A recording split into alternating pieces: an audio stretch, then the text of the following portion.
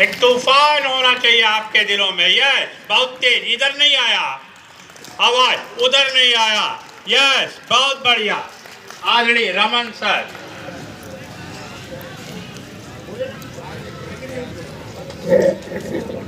मंच पर उपस्थित डॉक्टर राधा मोहन दास अग्रवाल, हमारे सांसद, हम लोगों के रहनुमा,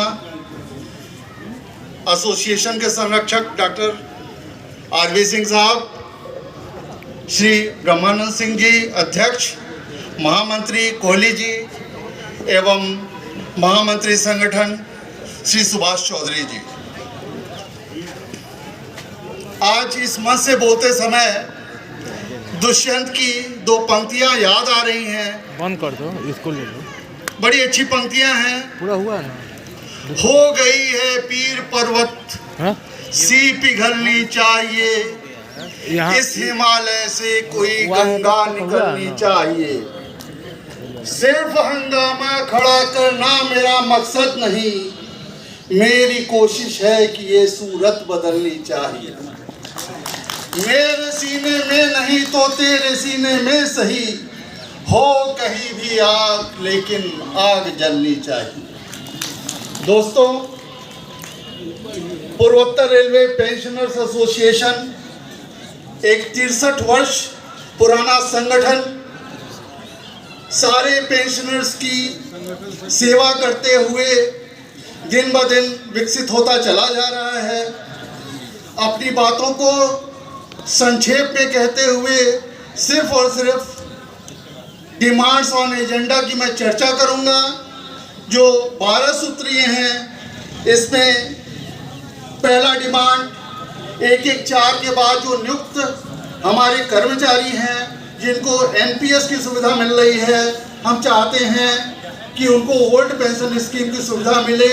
तमाम राज्यों ने अपने यहाँ लागू किया है और इस मंच के माध्यम से हम केंद्र सरकार से आग्रह करते हैं कि वो इस डिमांड पर विचार करे सहानुभूतिपूर्वक।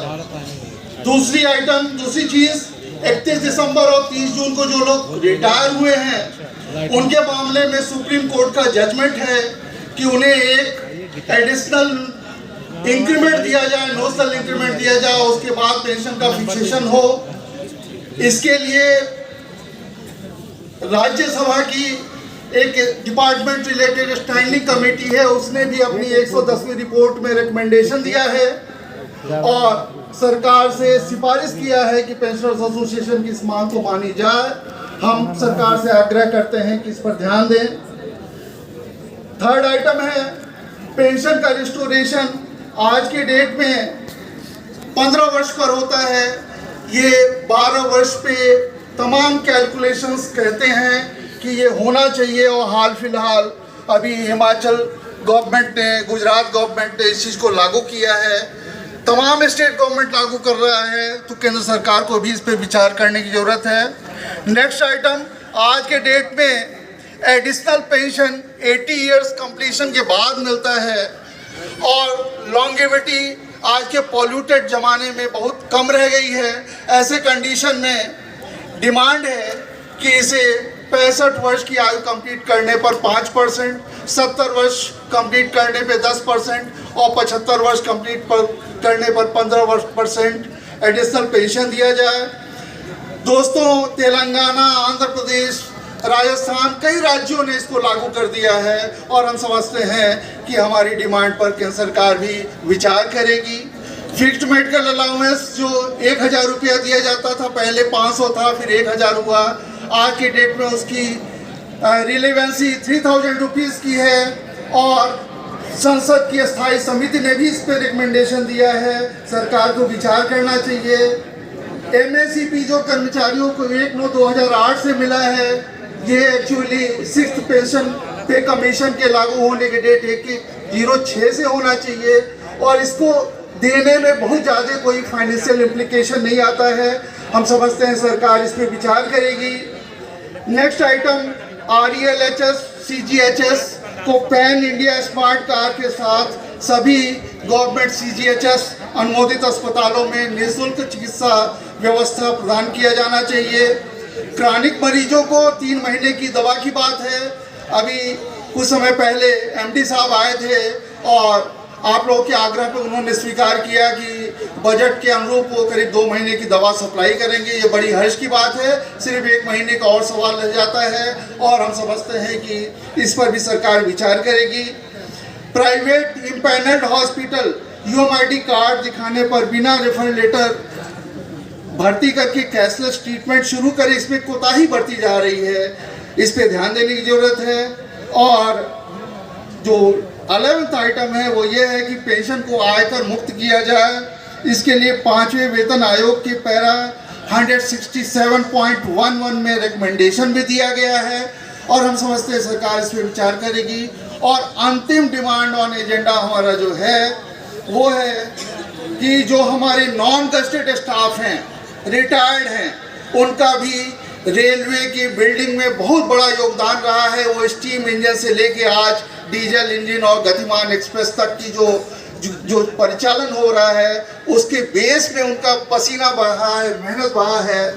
तो जब विजयादशमी का मौका आता है, तमाम सर्विंग एम्प्लॉइज को बोनस मिलता है, तो कम से कम उनको सरकार 10 दिन का एक token bonus they, so that वो भी फील करें कि मैंने भी इस रेलवे के लिए पसीना बहाया है और उनके भी बाल बच्चे गर्व का एहसास करें। बस इतनी हमारी डिमांड है। आप हम लोग के साथ हैं? सब लोग जोरदार दोनों हाथ उठा के बताइए, हमारे साथ हैं? Very good, thank you. इसी के साथ मैं अपनी वाणी को विराम देता हूं। आगे कार्यक्रम।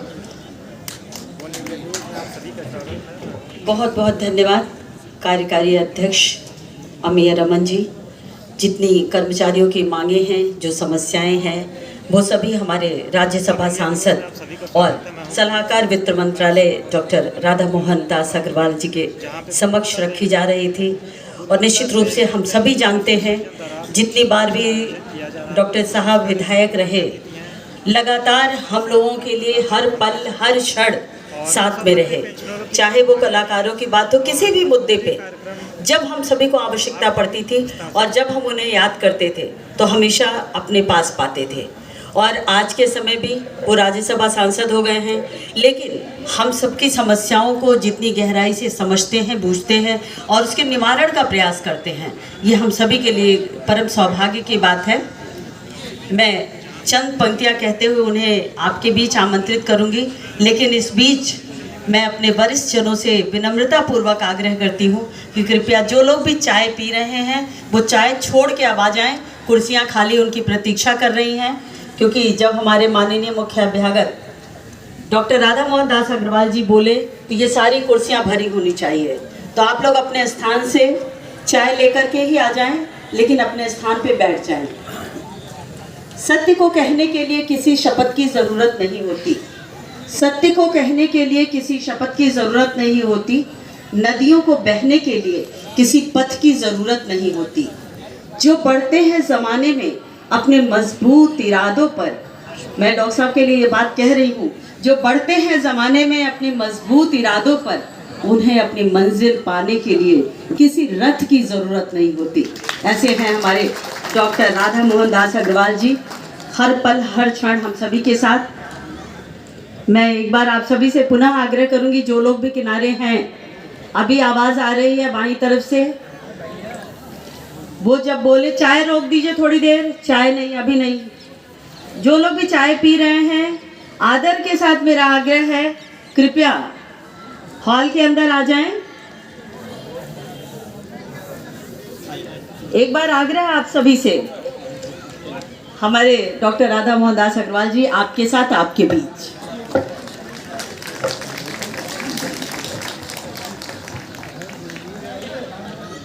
पूर्वोत्तर रेलवे पेंशनर एसोसिएशन के सम्मानित अध्यक्ष श्रद्धेय श्री ब्रह्मानंद सिंह जी,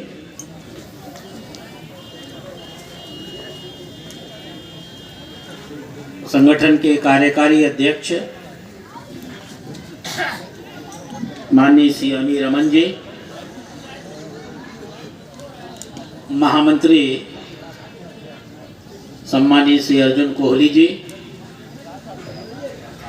महामंत्री संगठन श्री सुभाष चंद्र चौधरी जी, हमारे बीच में विशिष्ट अतिथि के रूप में उपस्थित इसी पूर्वोत्तर रेलवे के पूर्व उप महाप्रबंधक और हिंदी के एक सशक्त हस्ताक्षर सम्माननीय श्री रणविजय सिंह जी, संगठन के सभी सम्मानित अन्य वरिष्ठ एवं कनिष्ठ पदाधिकारी बंधुओं और इस भव्य कार्यक्रम में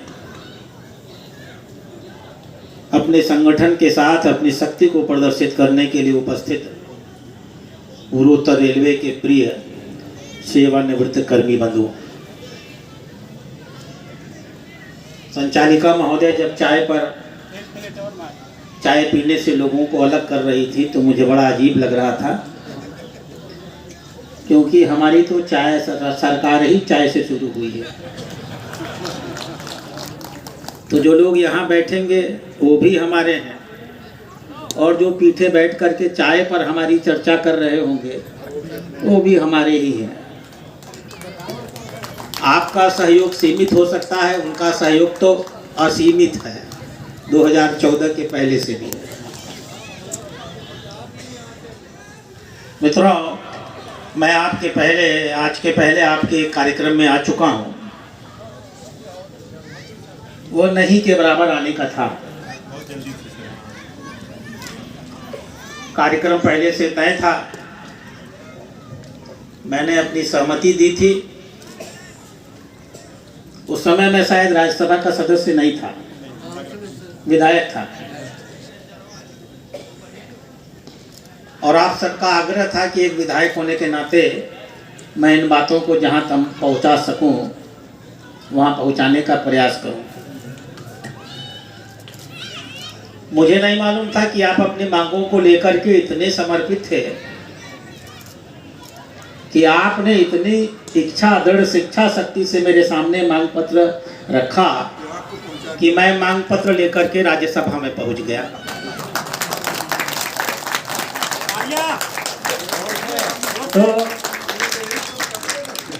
तो जब आप विधायक के ऊपर विश्वास करते थे कि यह व्यक्ति वहां नहीं जाता है, फिर भी आपकी बातें रखी जाएंगी, तो अब तो मानकर चलती है, आप मानकर चलिए कि अब मैं खुद वहां हूं, आपकी बातें न रखी जाए ये संभव ही नहीं।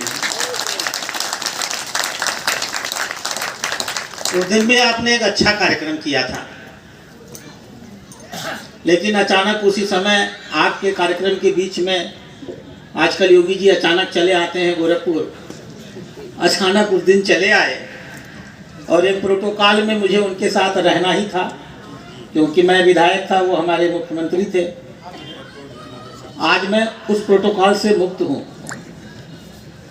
इसलिए मुझे आपके पास आया तो मैं ज़रूर उनका कार्यक्रम छोड़ करके, क्योंकि मैंने आपसे वादा किया था, लेकिन बस आकर के तुरंत चला गया था। फिर आपके कुछ लोग, आपके ये पदाधिकारी मुझसे मिले थे और उन्होंने बहुतेरी बातें आपकी, जो आपके कार्यकारी अध्यक्ष जी यहाँ रख रहे थे, अभी मैं आते समय मैं सुन रहा था, उन बातों को वो रख रहे थे। उस दिन भी उन्होंने मेरे घर पे आके रखा था। मुझे याद है पिछली बार जब मैं मंच पर आया था तो मैंने एक बात कही थी, जो रेलवे के वर्तमान कर्मचारी होते हैं उन्हें मालूम होता है रणविजय सिंह जी कि वो कल सेवानिवृत्त हो जाएंगे, लेकिन जब तक वर्तमान रहते हैं तब तक उनको सेवानिवृत्ति की चिंता नहीं रहती। मैं कई रेलवे संगठनों से इस बात को कहता हूं कि वर्तमान तो तुम्हारा सुधरा हुआ है, सेवानिवृत्त होने के बाद जो तुम्हारा बिगड़ने वाला है उसकी चिंता वर्तमान से पहले करो। लेकिन मैं देखता था लोग रुचि कम लेते थे। आज मुझे बहुत अच्छा लगा कि आपने अपनी इस पुस्तिका का जिसका विमोचन कराया है, उसके ऊपर जो पहला वाक्य लिखा है, आज का कर्मचारी कल का पेंशनर। हमेशा हम लिखते हैं पिछले 50 वर्षों से। हाँ? अपने हर प्रकाशन में ऊपर लिखते हैं। काश ये बात कार्य करने वाले कर्मचारियों को इसका एहसास हो। मैंने एक बार दत्तोपंत ठेगड़ी जी से ये बात कही थी। दत्तोपंत ठेगड़ी जी भारतीय मजदूर संघ के संस्थापक रहे हैं। उन्होंने राष्ट्रवादी ढेर सारे संगठनों का निर्माण किया। भारतीय किसान संघ आज उन्हीं के नाते है, भारतीय अधिवक्ता संघ आज उन्हीं के नाते है, अखिल भारतीय विद्यार्थी परिषद उन्हीं के नाते है, भारतीय वनवासी कल्याण आश्रमों में उनकी भूमिका रही है, उनके नाते तो नहीं है। आज वो हमारे बीच में नहीं है। तो मैंने यह बात उन्हें रखी कि वर्तमान कर्मचारी रेलवे के सेवानिवृत्त कर्मचारियों की लड़ाइयों को क्यों नहीं लड़ते हैं, क्योंकि वो वर्तमान है इसलिए दबाव बना सकते हैं। सेवानिवृत्त दबाव कैसे बनाएगा? तो उन्होंने कहा, डॉक्टर साहब एक चक्की बनवा करके रेलवे ऑफिस में रख दीजिए, चलती हुई चक्की। जब आप चक्की में कुछ चना पीसते हैं तो जो चना नीचे होता है उसके नसीब में पिसने के सिवाय कुछ होता ही नहीं है, वो कुछ कर ही नहीं सकता, वो चुपचाप पिस जाता है। लेकिन जो चना चक्की में ऊपर होता है वो फड़फड़ाता है, ऊपर नीचे कूदता है। लेकिन वो ये नहीं जानता है कि आज नहीं कल उसका भी नसीब चक्की में पिसे ही जाना है। अगर अपने साथियों के साथ मिलकर के इस चक्की के खिलाफ, पिसती हुई चक्की के खिलाफ आंदोलन किया होता तो हो सकता उसके बचाव का कोई रास्ता निकला होता। लेकिन सारे संगठनों में, सिर्फ रेलवे में नहीं, हम वर्तमान में इतना जीते हैं कि आने वाला भयावह भविष्य हमको दिखता नहीं। जीवन के हर क्षण में, हर जहाँ कहीं भी हम हैं, शिक्षक हैं तो, डॉक्टर हैं तो, अधिवक्ता है तो, और एक नागरिक हैं तो भी हम सिर्फ आज की सोचते हैं।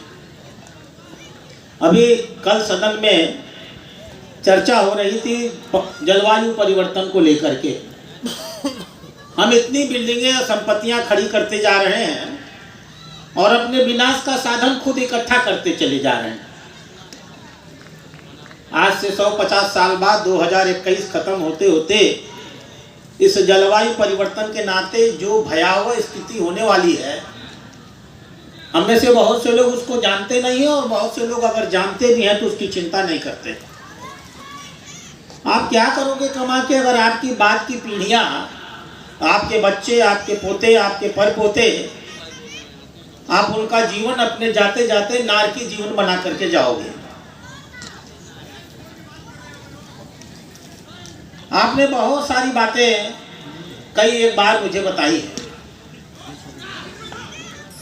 मैं अभी यहाँ आने के पहले आज सुबह रेलवे अस्पताल में था, वो भी आपकी ही पीड़ा को लेकर के था। आपने ही अपनी पीड़ा रेलवे के बारे में, रेलवे चिकित्सालय की बदहाल हालत के बारे में बताया था। कोई जमाना था जब मेरे पिताजी भी, मैं एक सिविलियन हूँ लेकिन 25% पैसा दे करके सिविलियन को भी इलाज करने का अधिकार मिला हुआ था। कोई ज़माना था जब मैंने अपने पिताजी का भी इलाज यहीं रेलवे में कराया और मेरी माताजी का भी इलाज इसी रेलवे में कराया। और एक ज़माना जब आ गया जब रेलवे कर्मी ही रेलवे में रह करके रेलवे का इलाज नहीं कराना चाहते। और मुझे दुख के साथ कहना पड़ता है, आपके संगठन सारे तथाकथित रूप से बहुत मजबूत है, लेकिन रेलवे चिकित्सालय की दुर्व्यवस्था को ठीक कराने के लिए कोई लड़ता उड़ता नहीं है। उसमें हमारा भारतीय मजदूर संघ, एक आध मेरे अपने नेता यहाँ हैं, मैं उनको भी जोड़ता हूँ। आज सुबह मैं गया था, जब मैंने अपने माता पिताजी को भर्ती कराया था 5-6 साल के अंतराल में, 2004 में एक बार, 2009 में एक बार, तो रेलवे में घुसने में लगता था कि हम किसी अस्पताल में आ रहे हैं। पूरे पूर्वोत्तर रेलवे का ही नहीं बल्कि पूरे पूर्वोत्तर उत्तर प्रदेश का वो एक सर्वाधिक लोकप्रिय अस्पताल था।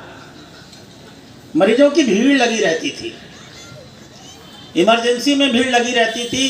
जांच कराने वालों की भीड़ लगी रहती थी, पैथोलॉजिस्ट की भीड़ लगी रहती थी, आईसीयू में हार्ट में कमरे नहीं मिलते थे। और आज जब मैं गया तो मैंने देखा साए साए हवा चल रही थी। 300-350 बेड का अस्पताल, और जहां मरीज ही ना भर्ती हो, जबकि सारी सेवाएं फ्री में मिल रही हों। यह बताता है कि हमने रेलवे अस्पताल को कितनी दयनीय स्थिति में पहुंचा दिया।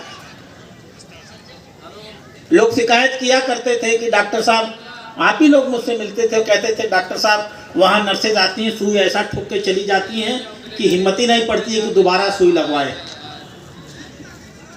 आज मैंने उसका प्रैक्टिकल करके देखा है। मैं अपने ऊपर सारे प्रयोग कर लेता हूँ, मुझे कोई समस्या इसमें नहीं होती है। मैंने कहा लाओ मुझे सुई लगाओ, मैं देखना चाहता हूँ कि मेरे बूढ़े नागरिकों को कितना दर्द होता है। सुई लगाने का बहाना नहीं था, इसलिए मैंने कहा मेरे खून की जांच करो। और सचमुच जब खून की जांच करने के लिए उन्होंने मुझको सुई चुभोई, मैंने सुई चुभोई है आपके लिए, मेरा खून निकाला गया है आज सुबह। तो जो दर्द मुझे उस सुई से हुआ, मैं चित्कार उठा। फिर मैंने उस सुई की कंपनी को लेकर के देखा, पता नहीं कौन सी कंपनी थी, सेल्फ वन करके। तो कहीं ना कहीं हमारे सिस्टम में कमी तो आ रही है, रिकॉर्ड बढ़ाए जा रहे हैं। टीएलसी की जांच 15,000 हुई है और ब्लड की जांच 1 लाख मरीजों की हुई है। मैंने कहा जब 15 का ही हीमोग्लोबिन हुआ तो 1 लाख कैसे आ गया? बोले वो जब हम लोग हीमोग्लोबिन करते हैं तो सीएससी भी करते हैं, एमसीवी भी करते हैं, एमसीएच भी करते हैं, प्रोफाइल भी करते हैं। उसको हमने 5 से मल्टीप्लाई करके लिख दिया कि हमने 1 लाख मरीजों की जांच किया।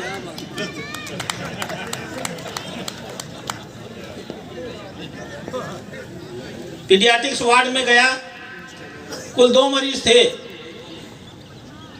इतना बड़ा पूर्वोत्तर रेलवे, बच्चों के डॉक्टर भी उपलब्ध हैं वहाँ, एमडी मेडिसिन भी है और डीसीएच भी है, जो है वो है। तो मैंने उनसे पूछा कि आपकी ओपीडी कितनी है? गिना के बताया 80। मैंने कहा मैं भी प्रैक्टिसिंग डॉक्टर हूँ, 80 मरीज मेरी ओपीडी में आए तो मेरा 25 बेड का अस्पताल हमेशा भरा रहेगा कि 80 में से कम 7, 8, 10 मरीज बच्चों के भर्ती करने ही पड़ते हैं।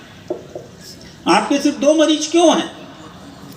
इसका मतलब है कि गंभीर मरीजों को यहाँ से रेफर कर दिया जा रहा है।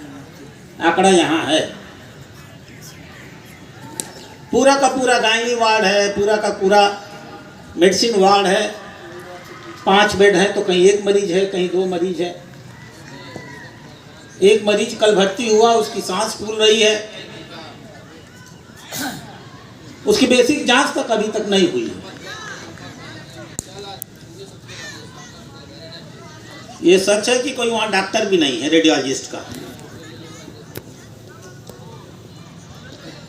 5000 लीटर की पीएसए ऑक्सीजन सप्लाई की मशीन लगाई गई है और फिर भी ऑक्सीजन बाहर से खरीदा जाता है। मैंने पूछा मुझे लेके चलो जरा मशीन के पास, अपने पीएसए के पास। जब सरकार ने आपको इतनी बड़ी पीएसए मशीन लगा करके ऑक्सीजन की दे दी तो मुझे एक्सप्लेन करो कि तुम बाहर से ऑक्सीजन क्यों खरीदते हो, यहाँ की मशीन का ऑक्सीजन क्यों नहीं प्रयोग करते हो। ये सारा आप लोगों के नाते मैं वहाँ गया हूँ। मैं वहाँ से यहीं आने वाला था, लेकिन चूंकि आप लोगों ने कोई सूचना नहीं दी, 10-15 दिन पहले बात हुई थी, तो मुझे लगा कि शायद अनिश्चितता के कारण आपने कार्यक्रम स्थगित कर दिया होगा, इसलिए मैं घर चला गया। फिर जब आपने फ़ोन किया तो मैंने कहा नहीं, अगर आपका कार्यक्रम चल रहा है तो मैं ज़रूर आऊँगा। मैं आपकी समस्याओं से भली बात पीड़ित हूँ। रेलवे चिकित्सालय की अव्यवस्था के बारे में मैं राज्यसभा में सवाल भी उठा चुका हूँ। अमूमन इन खबरों को हम लोग अखबार में नहीं देते हैं, लेकिन हिंदुस्तान अखबार में उसको बहुत चौड़ाई से छाप भी दिया। किसी ने यहाँ रेलवे के एम्प्लॉय ने ही सूचना लीक कर दी होगी। इन सारे बिंदुओं को मैं राज्यसभा में रख चुका हूँ और रेल मंत्री से मिल चुका हूँ।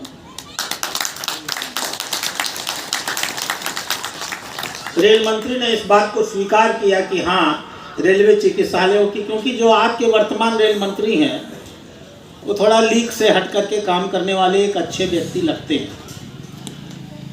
उन्होंने बहुत अच्छे काम रेल विभाग में करने का प्रयास किया है और जैसा मुझे बताया गया 2030 के बाद रेलवे मंत्रालय के अंतर्गत संचालित सभी मशीनों से कार्बन एमिशन नेट जीरो हो जाएगा। यानी पर्यावरण क्षरण आपके रेल मंत्रालय के नाते एक मिली पार्ट पर मिलियन को उसको हम लोग आंकड़ेते हैं, एक पार्ट मिलियन भी रेलवे के नाते नहीं होगा। अगर ऐसा हो जाता है तो रेल मंत्रालय की ये बहुत बड़ी उपलब्धि होने वाली है। आप कुछ एक बातें कह रहे थे, वो बातें भी मैं सदन में उठा चुका हूँ, क्योंकि मेरी एक बुरी आदत है, मैं मुंह पर ही मना करता हूँ और मैं मुंह पर ही हाँ भी करता हूँ। जिस चीज़ को मैंने हाँ किया मैं उसे करूँगा जरूर, चाहे जो हो जाए, मेरा कितना भी राजनीतिक नुकसान हो जाए। मैं जनता के लिए आज तक कभी राजनीतिक नुकसान की चिंता उनता नहीं किया हूँ। लोग भले नेता नाराज हो जाएं, मुझे जो जनता की लड़ाई लड़ना होता है मैं लड़ता हूँ। आपकी एक मांग थी पेंशन ओम्बड्समैन की, आपका ये कहना था, आपकी ये पीड़ा थी कि जब आप पेंशनीकृत हो जाते हैं तो आपके पेंशन के कैलकुलेशन में, पेंशन को देने में, पेंशन के इंक्रीमेंट लगाने में और पेंशन को जोड़ने में विभिन्न प्रकार की जानबूझ करके आपने स्वीकार भी किया कि आर्थिक कारणों से बेईमानियां की जाती हैं। आपको प्रेशराइज किया जाता है विभिन्न तरीकों से उन्हें आर्थिक लाभ देने के लिए, और इसलिए आप चाहते थे कि एक पेंशन ओम्बड्समैन की स्थापना हो। यह मांग सिर्फ रेलवे से संबंधित नहीं है, कार्मिक मंत्रालय से संबंधित यह मांग है। कार्मिक मंत्रालय अगर ओम्बड्समैन की स्थापना करेगा तो जितने भी केंद्रीय कर्मचारियों को पेंशन मिल रहा होगा, किसी भी विभाग में वो काम करने वाले हो, सभी विभागों के लिए उसको समान रूप से पेंशन ओम्बड्समैन की स्थापना करनी होगी। ओम्बड्समैन माने लोकपाल, जिसके पास अगर आपको पेंशन को लेकर के कोई शिकायत हो तो न तो वित्त मंत्रालय का वो आदमी हो, न रेल मंत्रालय का वो आदमी हो, एक स्वतंत्र स्वायत्त इकाई हो जिसके पास जाकर के अपनी पेंशन संबंधी शिकायतों को आप उसके पास दे सकें और उससे रेमेडी प्राप्त कर सकें। मैंने आपकी मांग राज्यसभा में उठा ली है। स्वाभाविक रूप से राज्यसभा कोई हल्का फुल्का सदन नहीं है। अगर बात निकली है तो जगदीश जी दूर तक तो जाएगी, नहीं तो मैं तो लतिया के पहुंचा दूंगा। आपके अगर कोई एक लीगल एडवाइजर हो तो मैं आपको ये भी सलाह दूंगा कि आप एक पेंशन एक्ट बनवाइए, पेंशन ओम्बड्समैन एक्ट बनवाइए। उस एक्ट को बनवा करके दीजिए, मैं आपकी ओर से उस एक्ट को राज्यसभा में प्रस्तुत कर दूंगा। मुझे प्राइवेट मेंबर बिल लाने का अधिकार है, मैं आपकी ओर से वो बिल भी प्रस्तुत कर दूंगा, लेकिन इसको आपको किसी लीगल एक्सपर्ट से बनवाना पड़ेगा। और आप लोग काम करने वाले लोग हैं, ये मैं जानता हूँ। बहुत कम लोगों को मैं इतनी ईमानदारी से अपने संगठन के सामान्य कार्यकर्ताओं के लिए मेहनत करता, संघर्ष करता देखता हूँ। उन चुनिंदा लोगों में मैं गारंटी के साथ कह सकता हूँ, आप सारे लोग सौभाग्यशाली हैं कि आपने एक ऐसी टीम मंच पर बैठाई हुई। आपकी दूसरी मांग थी कि ये जो इंश्योरेंस आपका ग्रुप इंश्योरेंस होता है, उस ग्रुप इंश्योरेंस में जो आपकी लिमिट है कि कितना इंश्योरेंस सम इंश्योर्ड होता है, जाना चाहते हैं? ठीक, निकलिए, आपकी अपनी व्यवस्था होगी। तो आपकी दूसरी मांग ये थी कि जो ग्रुप इंश्योरेंस होता है, कितनी लिमिट है उसकी? कोहली साहब, इंश्योरेंस स्कीम में कितनी अपर लिमिट है? 1.5 लाख। आप ये कह रहे थे कि जो सम इंश्योर्ड स्कीम है, जो इंश्योरेंस मिलने पर आपको मिलती है, वो बहुत कम है। बहुत पहले उसका सम इंश्योर्ड किया गया था। आज के इस दौर में तब के और आज की परिस्थिति में बड़ा परिवर्तन आ चुका है। अब आपका इंश्योर्ड सम 1.5 लाख हो, उससे काम नहीं चलेगा, इसे बढ़ाया जाना चाहिए। यही मांग थी ना आपकी? यह मांग भी मैं राज्यसभा में अलग से प्रश्न के रूप में राज्यसभा के माध्यम से वित्त मंत्रालय के सामने उपस्थित कर चुका हूँ, और कर चुका हूँ तो कार्रवाई चल रही होगी। आपने तीसरी बात कही थी कि ये जो आपका modified assured credit promotion scheme है, उसमें 6ठे में वित्त आयोग की संस्तुति के हिसाब से आपको 1 जनवरी 2008 वो तो मैं कह ही रहा हूँ, आपको 1 जनवरी 2008 से दिया जा रहा है। आपकी मांग थी कि वो आपको 1 जनवरी 2006 से दिया जाए, यही थी ना? आपकी वह मांग भी एक अलग प्रश्न के रूप में मैं राज्य मंत्रालय में सरकार के सामने प्रस्तुत कर चुका हूँ।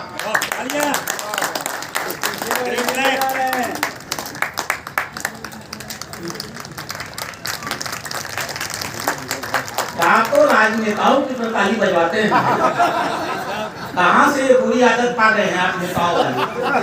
नेता तो लगते नहीं है, लेकिन ताली नेताओं की तरह ही बजवा रहे हैं। आपकी एक मांग और थी, आपका ये कहना था कि सेवानिवृत्त रेल कर्मियों को एक फिक्स महीना मिलता है 2000 या कितना? 1000। जो लोग रेलवे अस्पताल आकर के इलाज नहीं कराना चाहते हैं, अगर निजी रूप से किसी और चिकित्सक के इलाज कराते हैं, तो उनको अगर आप लिख करके देते हैं कि हम निजी चिकित्सक से इलाज कराएंगे तो आपको 1000 रुपया महीना मिलता है। अगर आप रेलवे में इलाज कराएं, चौरी चौरा में रहते हो, मुझे आपकी भाषा तक याद है, आपने मुझसे कहा था कि कोई आदमी चौरी चौरा में रहता हो, रेलवे में आके इलाज कराए, 4 बार आएगा तो आने जाने में जितना खर्चा होगा उतना उसको इलाज में नहीं मिलेगा, यही कहा था ना? मैंने वो विषय भी सदन में एक अलग प्रश्न के रूप में उठा दिया है और कह दिया है कि इस 1000 की मात्रा को बढ़ा करके कम से कम 5000 रुपया किया जाए।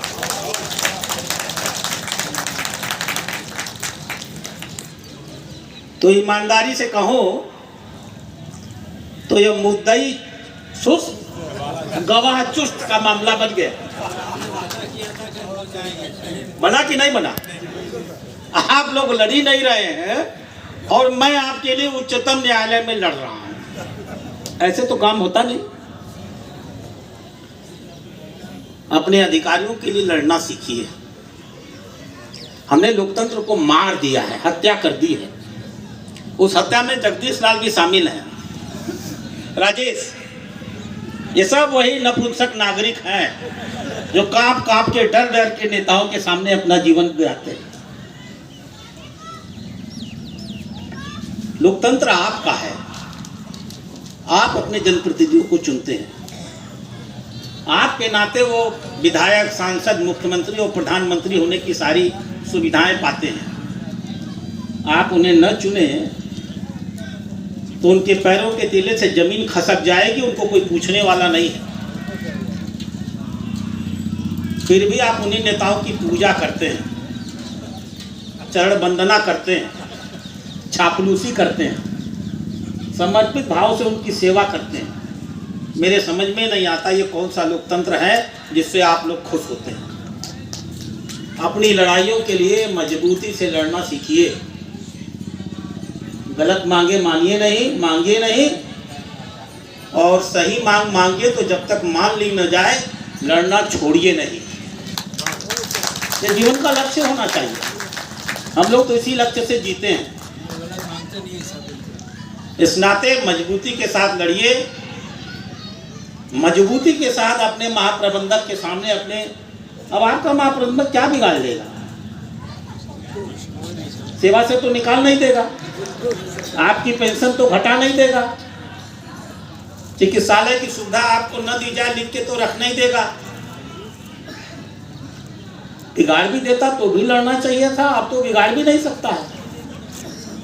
इस नाते मजबूती के साथ लड़िए। आपकी हर लड़ाई में आपका यह राधा मोहन आपसे पीछे नहीं आगे दिखेगा, आपको मैं इसकी गारंटी दे सकता हूँ। देर से आया हूँ इसलिए क्षमा चाहूँगा, अपनी बातें समाप्त करूँ। इसी बात पे एक नारा हो जाए, इंकलाब जिंदाबाद, इंकलाब जिंदाबाद। इंकलाब जिंदाबाद, अपनी मांगे लड़के लेंगे, अपनी मांगे लड़के लेंगे, अपनी मांगे लड़के लेंगे। बिजनेस एकता जिंदाबाद, बिजनेस एकता जिंदाबाद, बिजनेस एकता जिंदाबाद।